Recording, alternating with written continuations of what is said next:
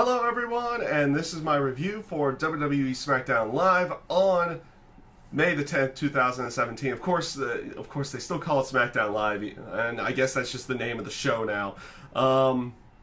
Even though it was taped earlier in the day, because they were out in England again, because they were still in the O2 Arena like the night before on Monday Night Raw. And again, this was kind of a show that not much happens. The England shows, you've kind of noticed this as a trend recently. They don't really expand on narratives so much, with the exception of a couple areas, and I thought those were pretty good to go along with everything. But the main event of the show and how they started off the show kind of resembles almost a house show match in its own way. They started off the show with Randy Orton. He was cutting a promo about what happened at Payback and about Jinder Mahal, and Mahal immediately interrupts him, and he says he's gonna basically, he had took what he's going to win at Backlash and everything in that sense. Personally, and maybe it was just because of the tone of voice that he had at that time, maybe because it felt like he had a raspy voice and maybe it was under like a cold or something like that. This one came off as probably one of his weakest promos so far, though they do make Mahal come out looking out strong very much in the end of the night. Owens interrupts Jinder Mahal, and he basically goes on this little tirade about no one cares about Orton and the WWE title, no one cares about India, and the place starts going nuts, and then he immediately just goes like, whoa, no one cares about England either, and immediately starts getting booed again.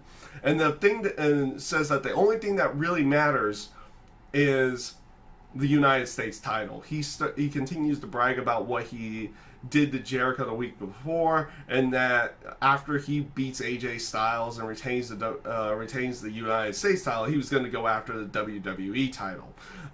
He gets interrupted by Styles, who comes out. He cuts his promo on Kevin Owens. And again, pretty good promo on him. He gets interrupted by Baron Corbin, which was kind of weird at that point in time. This is where I felt like it was kind of going house showish. Corbin gets in like a couple words and immediately gets attacked by Sami Zayn. Like, Sami Zayn just runs out there and attacks. This sets up for that a six-man tag match later in the night. Like I said, it felt very house showish of a setup for everything. That's how it felt. Up next, you had Natalya going up against Becky Lynch. This was a fine match. Basically, you had the thing about this match was you had everybody from the welcoming committee in the ring, and they introduced Natalya. And then, instead of just having Becky Lynch come out, Naomi comes out, and she introduces Becky Lynch. And then Charlotte immediately comes out to no introduction, because she needs no introduction. That's what she ends up saying, everything in that sense. So that they're playing up this dynamic that, yeah, Becky Lynch and Naomi and Charlotte are kind of teaming up, but they're kind of dysfunctional and everything in that sense. You see that throughout the match as well, where the ending had Naomi going after Tamina, but Charlotte's pulling her away to prevent like a disqualification or something in that sense, and then which distracts Becky who's on the second rope, and Natalya pulls her off and gets the victory. The match itself, like I said, was pretty decent. They're playing off this whole aspect of you have one group that's completely together, and then you have another group that's kind of like all over the place at this point. So you had after this, and after another Lana promo, which they're kind of going on that aspect, and you saw a couple promos. You had one for Lana, and then you had one for the New Day, which they haven't shown up. I think they're waiting for Kofi to come back from injury to have the New Day show up on SmackDown. Lana, I guess they're just kind of, maybe they're waiting for Rusev to come back. I don't know, but it seems like they're going to be separate at this point in time. So it'll be interesting to see what they decide to do with that. It's kind of falling under the Emelina thing right now, where I think they're about 5 weeks into it now, into her getting promoted, like having these promo packages and we'll see how long they go with it, because they did the Emelina thing for like 18 weeks before they had her go back to Emma and everything in that sense. So we'll see what they decide to do with that. But after that promo, you had Charlotte and Naomi backstage. They're arguing about what was going on. Like, Naomi didn't like the fact that she was pulling her away from Tamina and everything in that sense. But Charlotte was trying to argue. It's like, well, you could have gotten Becky disqualified and all that. Becky steps in, and this is where they announced the 6-woman tag match for Backlash, with Charlotte, Becky, and Naomi going up against Tamina, Natalya, and Carmella. And Becky's like trying to bring them together. It's like, we're gonna outbond their bond, and then all of a sudden you have it's like Naomi's just in. Okay, we'll do this, and then of course Charlotte plays off the aspect. It's like, sure, why not? Because I'm the greatest at bonding. Oh my god. Such a cheesy line.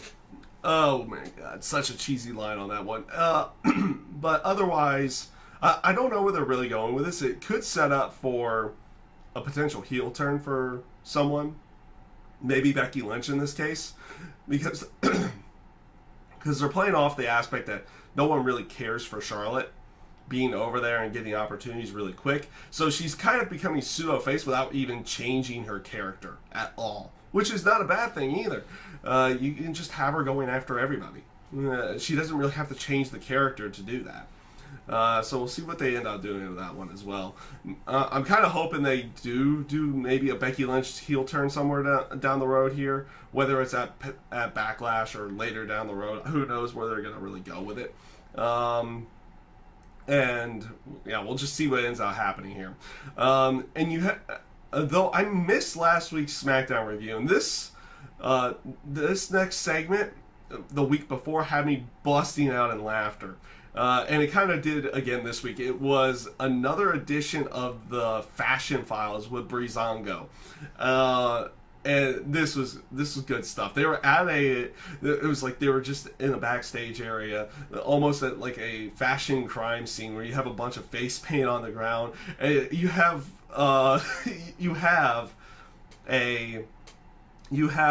Fandango in a Sherlock Holmes outfit, and you have Tyler Breeze in a policeman's outfit or a Bobby outfit for England. And that's like one or two sizes too big for him, so it plays off to the comedy to go along with that. And you have Breezango go to see the face paint. It's like, that's lead paint. And they just start following the trail. Like, they walk through the tape like nothing, like the police tape like nothing, like it wasn't even there. And they eventually meet up like to a door that has a bunch of screaming and everything, and go along with it. And you have Tyler Breeze just like, let her go, even though you don't hear a girl in there at all. And they try to open up the door. Like, Fandango tries to put in a keypad that doesn't, a code that doesn't work. Tyler Breeze tries to kick down the door, and then he just opens it. And they meet up with the Ascension, who are screaming. They have like a chain or something like that, and they're just screaming at each other, trying to get like hyped up or something like that for later in the night. And they just kind of do that shut the door creepily motions, like, or awkwardly motion. And then the infinite thing of it was Fandango goes like, well, I guess the Ascension case is reopened. And I think Tyler Breeze is like, I'm just getting too tired for this line to go along with it. It was good stuff. I liked last week's. It had me busting out of laughter. You also had them with like a British bulldog, like part of the, like on the back of one of the papers. Like, they were throwing subtle references in there to go along with everything, and I liked what they did with this. And I liked it last week, and I liked it again this week. It just came off really good. So we go from something that was actually cheesily funny to, like, what was going on here? Why are they just having a match now? Because it was Luke Harper versus Eric Rowan. It was a decent match, but the problem was like, why are they having this match? There's no real reason behind this in any way, shape, or form. and it just didn't. It didn't come off the way it probably should have. Like I said, the match itself was good in the ring, but they've not done anything to reestablish a story between Eric Rowan and Luke Harper outside of the old Wyatt family stuff. Like they haven't done anything else for it, basically, in that sense of it. So otherwise, a decent match, but a match that just was kind of there in the end. Again, it was just there. Up next, you had Dolph Ziggler. He was coming out to call out Shinsuke Nakamura.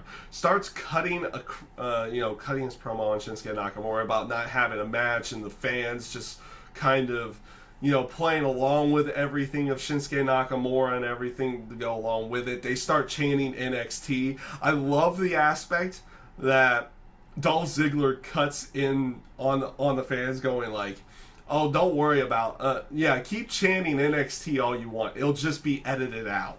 I like how he even makes a subtle reference that they'll just edit out stuff. This does eventually lead to Shinsuke Nakamura coming out to confront Dolph Ziggler. And Nakamura basically was like, "You want to see what I've got? I'll show you now." So basically challenges him to right now, but Dolph Ziggler is like, "No, we're going to wait till Backlash." And then he tries to attack Shinsuke Nakamura, which Shinsuke Nakamura takes advantage. And they start making references to the King of Strong Style and his striking and everything in that sense. So you got to see a little... So, like, people who haven't seen anything, you get to see a little bit of what he can do in the terms of striking and everything in that sense. In that sense of it. Considering the way they've been doing things with Shinsuke Nakamura, at least in the terms of this Ziggler feud... this was a lot better because, like I said, you got a little bit of interaction, you got a little bit more out of this one, and this one came off a lot better than what they had been doing recently with all of this. So, all in all, not a bad segment in the end, and of course we're getting our first match with Shinsuke Nakamura on Backlash the next week, so it sets up that match for that one. Up next, you had Sami Zayn doing this thing that he had done on Raw before, where he kind of he's in a 6-man tag with 2 other guys, and he's back there talking strategy, wanting to talk strategy, and he's doing it in this like overtly geeky style, and like he's all in on it, and it's good the way he comes off on it, but it doesn't necessarily make him look good in the end. So he's talking strategy with Randy Orton and AJ Styles, doing it in I don't know how you would want to describe it, but it almost comes off as somebody who's being overly obnoxious about wanting to talk about the strategy, and they do a zoom in on him as he's trying to envision them winning the match that night, and when they pan out, both of them are gone. Good stuff. Like, the way he portrays it came off really good, and it came off... and it played off of the whole aspect that he's kind of, I don't know, he is that guy who's like, yeah, it's like he's a nice guy, but you don't necessarily want to be around him all that often, type thing. That's how he came off this week in that sense of it. Like I said, it doesn't necessarily make him look good, but he played the role up really good. That's the aspect behind why I consider that segment to be good. Up next, you have the Ascension going up against Breezango. This kind of plays off the whole Fashion Files thing from beforehand. This was a rather quick match with Breezango going over, kind of putting them over going into the whole match with the Usos at Backlash. This causes the Usos to come out and start cutting a promo, and they start doing this whole bit with 12 days. Like saying something and you can do this in 12 days, or because you're facing us in 12 days at Backlash. And it's like it started out really good, and then they just kept going and going and going and going and going and going. Like, don't get me wrong, the Usos on the microphone in the terms of their heel work, I think is really good. I think they just went on a little bit too long with this whole 12 days thing. With everything. I do like the line that they I do like the line that they give out, is that it's not paranoia, it's the Usos. It kind of gives them like a horror feel to them. And that's probably just me liking horror stuff and everything in that sense to go along with it. But it came off like that line came off really good, and it came like their promo came off really good at the beginning, but it just kind of dragged on for a period of time. Up next, you have Mojo Rawley in the backstage giving a tour to a bunch of kids, and you get this aspect is like. And he's trying to tell them stories and everything in that sense. He kind of tells a story a little bit about himself, but then he kind of transitions into a story that kind of goes in the terms of Andre the Giant before he shows the trophy and everything. Before he shows the kids the trophy and everything about Andre the Giant and that, and the way that you had that thing, it's like it gave another dimension to Mojo Rawley. Like he's kind of getting away from just being that guy who's always amped up all the time to having a little bit more dimension to him. He's like, oh, he's good with kids. He's this, he's that, and he just comes off a little bit differently than what he had done when he originally got on SmackDown and what he was doing in NXT. Like they never really gave his character more depth. In NXT, he was just hype guy, kind of.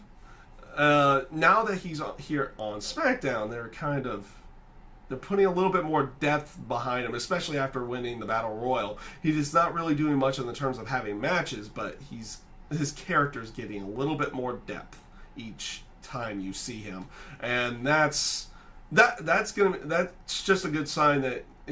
Like they're trying something with him, and not only that, he's kind of pulling off everything really good as well.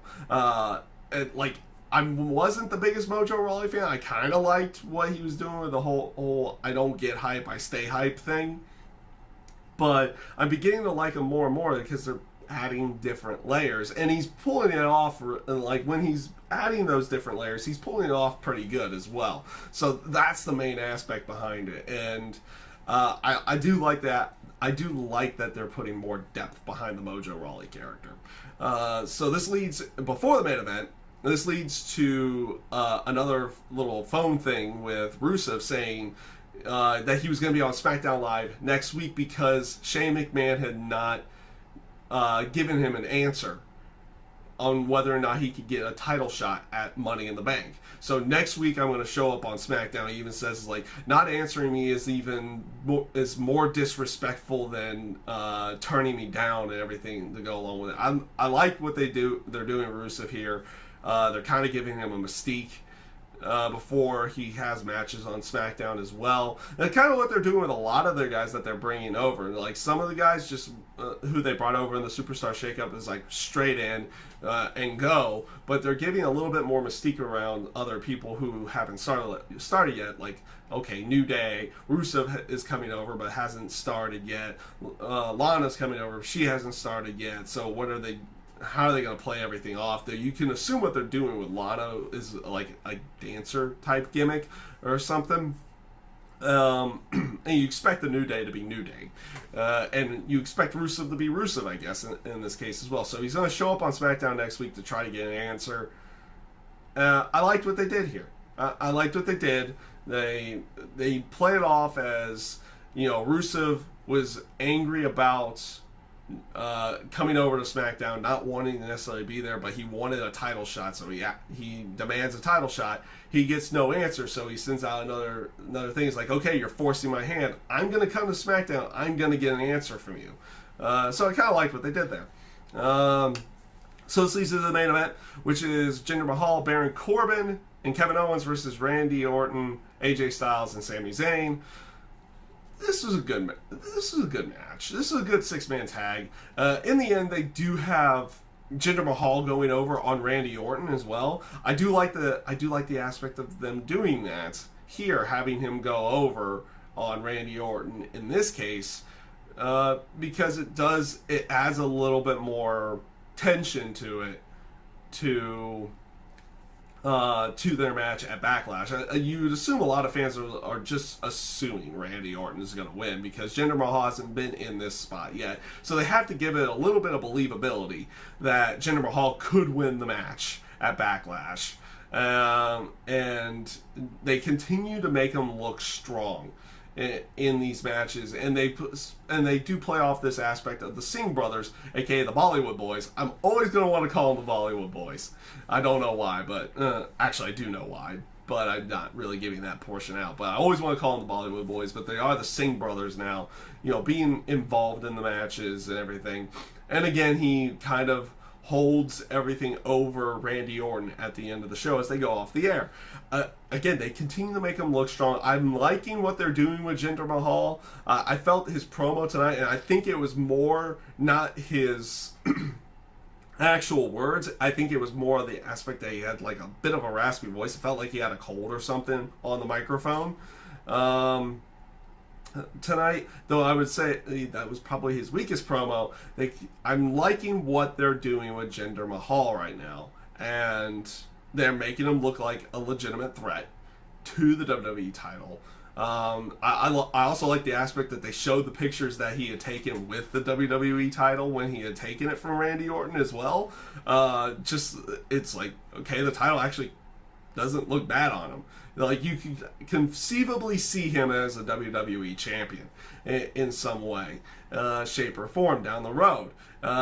It just played more into, okay, they're making Jinder Mahal more believable on a weekly basis to win the title from Randy Orton. And I don't assume that they will do that, that they will do that, but they're making, he's making the most out of this program that he can right now. And that's what I'm liking. Jinder Mahal is actually taking what he's been given in this program. He's running with it, and he's doing a really good job with it. So, overall, like I said, this show, in the terms of the whole narrative, I don't think all that much happened. Because, like I said, this felt, even though the match, the 6-man tag match at the end, felt... it was good, but it felt house showish. The way they set it up felt house showish and everything in that sense as well. It made it feel like it wasn't part of the narrative fully, with the exception of a few things such as like the Usos with Breezango, and then of course they also actually set up the match with Shinsuke Nakamura and Dolph Ziggler and the 6-woman tag match. But again, it still came off as kind of a show that the narrative, it almost felt like it wasn't canon to the show itself in some ways. And that's just how it came off throughout a lot of the show tonight. And that's how oddly enough, that's how it usually comes up whenever they do the England shows. That's how it feels like, that the shows themselves don't come off as canon to their actual narrative. In any way. It just gets a weird feel sometimes in that sense of it. So, I mean, the show itself I thought it could be rather enjoyable as a one-off show, but like I said, it just didn't feel like it was canon to the rest of the show and everything, or to the other shows that have been going on. So, with that being said, though, that is my review this week for WWE Smackdown Live. I thank you guys for watching. I hope you have a great day.